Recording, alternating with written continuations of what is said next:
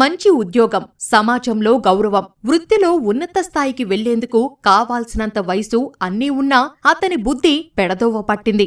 1 కాదు 2 కాదు, ఏకంగా 4 వివాహాలు చేసుకొని నిత్య పెళ్ళికొడుకు అవతారమెత్తాడు. పెళ్లి చేసుకోవడం, వారిని వేధించడం, పెద్ద మనుషుల సమక్షంలో రాజీ చేసుకోవడం, లేదంటే చంపేస్తానని వారిని బెదిరించడం అతని నైజం.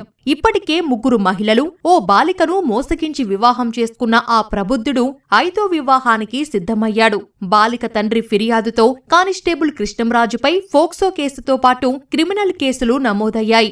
సూర్యాపేట జిల్లా చివ్వెంల మండలం తుల్జారావుపేటకు చెందిన కృష్ణంరాజు పోలీస్ కానిస్టేబుల్ గా పనిచేస్తున్నాడు. నల్గొండ జిల్లాకు చెందిన ఓ మహిళతో ఇతనికి తొలుత వివాహమైంది. పెళ్లైన కొద్ది రోజులకే కృష్ణంరాజు వేధింపులు తాళలేక ఆమె వదిలేసి వెళ్లిపోయింది. ఆ తర్వాత ఖమ్మం జిల్లాకు చెందిన మరో మహిళను వివాహం చేసుకున్నాడు. ఆమెను సైతం వేధిస్తుండటంతో కోర్టుకెక్కింది. విడాకుల కేసు ఇంకా కోర్టులో నడుస్తుండగానే ముచ్చటగా 3వ పెళ్లి చేసుకున్నాడు. ఆ భార్య కూడా రాజు వేధింపులు తట్టుకోలేక కొద్ది రోజులకే వెళ్లిపోయింది. సూర్యాపేట మండలానికి చెందిన 10వ తరగతి బాలికను 2023లో 4వ వివాహం చేసుకున్నాడు.